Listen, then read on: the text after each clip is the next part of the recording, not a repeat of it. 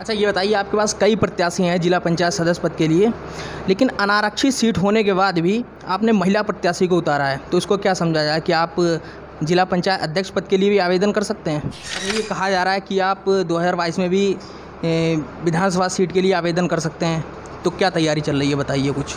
नमस्कार, मैं हूँ आकाश मिश्रा और आप देख रहे हैं द गली मोहल्ला शो।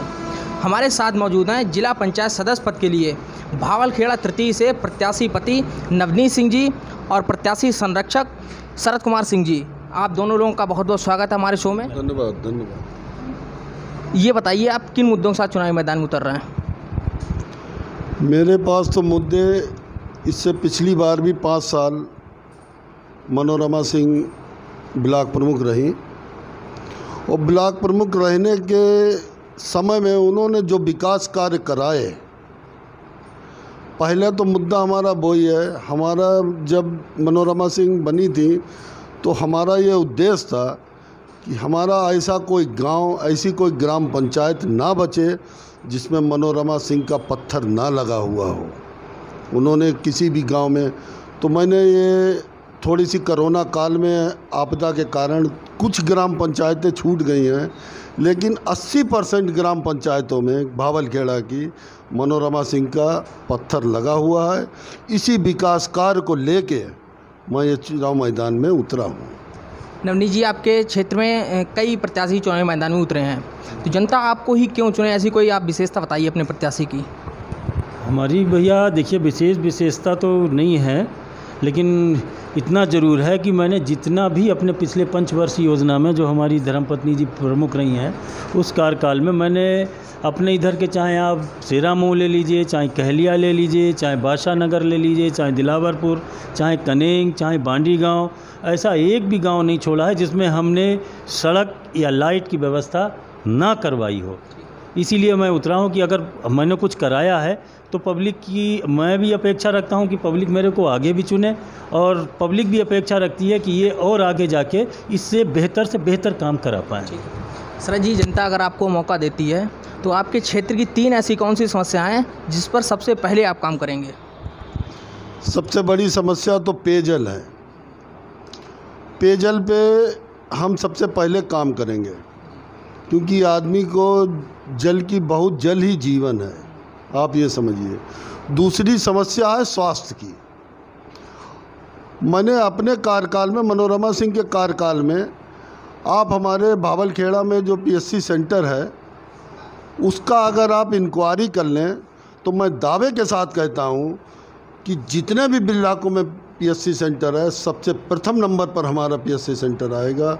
चाहे सफाई में ले लो, चाहे आप किसी भी चीज़ में, चाहे आप डिलीवरी सिस्टम में ले लीजिए, चाहे आप कोरोना में ले लीजिए। कोरोना में हमारे डीएम साहब ने, जब कोरोना की शुरुआत हुई थी, टीके की, वैक्सीन की शुरुआत हुई थी, वैक्सीन की, तो हमारे पीएससी सेंटर को ही चुना था सबसे पहली बार, सीएमओ ऑफिस और हमारा भावलखेड़ा का पीएससी सेंटर, जिसमें सम्मानित इंद्र विक्रम सिंह जी ने उसका उद्घाटन किया था। उसमें मैं भी मौजूद था, हमारी ब्लॉक प्रमुख भी मौजूद थी। तो सबसे पहले पेयजल, फिर स्वास्थ्य, फिर शिक्षा। अच्छा, ये बताइए, आपके पास कई प्रत्याशी हैं जिला पंचायत सदस्य पद के लिए, लेकिन अनारक्षित सीट होने के बाद भी आपने महिला प्रत्याशी को उतारा है, तो इसको क्या समझा जाए कि आप जिला पंचायत अध्यक्ष पद के लिए भी आवेदन कर सकते हैं? देखिए, कुछ फैसले ऐसे होते हैं जो भविष्य के गर्भ में छिपे हुए होते हैं। अभी इस मामले पे मैं कोई भी बात कहने के मूड में नहीं। बाकी जो भी पार्टी हमें आदेश करेगी, मैं सब आदेश का पालन करने के लिए हम लोग तैयार रहेंगे। अच्छा, ये कहा जा रहा है कि आप 2022 में भी विधानसभा सीट के लिए आवेदन कर सकते हैं, तो क्या तैयारी चल रही है, बताइए कुछ। नहीं, देखिए, आवेदन तो करूंगा मैं, लेकिन फिर ऊपर पार्टी का निर्णय है। अगर पार्टी हमें टिकट देती है तो चुनाव लड़ूंगा, अन्यथा जिसे भी पार्टी टिकट देगी उसको चुनाव लड़वाऊंगा।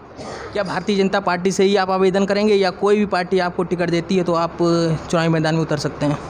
नहीं, भारतीय जनता पार्टी से ही आवेदन करूंगा और किसी से नहीं। हमारी तीसरी पीढ़ी हमारी जो है वो भारतीय जनता पार्टी में ही है, और मैं भी हूँ, और मेरी चौथी पीढ़ी भी भारतीय जनता पार्टी में है।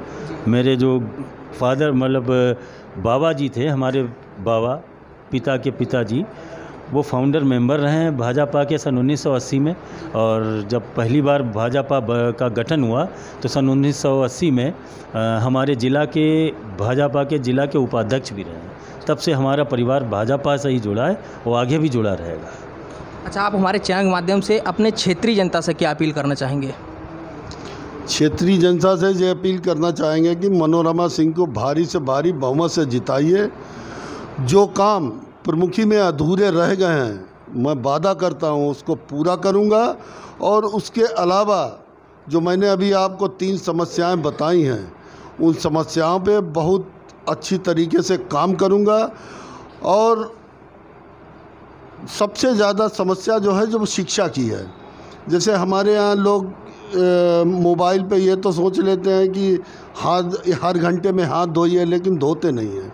इस तरीके से स्वास्थ्य विभाग को मजबूत करके, शिक्षा विभाग को मजबूत करके और पेयजल व्यवस्था को मजबूत करके हम अपने विकासखंड भावलखेड़ा जो मैंने प्रथम स्थान पे छोड़ा है, सभी ब्लॉकों में प्रथम स्थान पे मैंने भावलखेड़ा को छोड़ा है।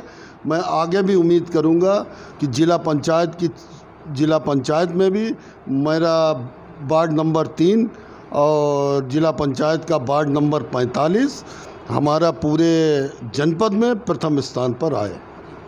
चलिए, ये थे हमारे साथ भावलखेड़ा तृतीय से प्रत्याशी पति नवनीत सिंह जी और प्रत्याशी संरक्षक शरद कुमार सिंह जी। इसी तरीके से और भी इंटरव्यू और जनता के सर्वे देखने के लिए देखते रहिए द गली मोहल्ला शो।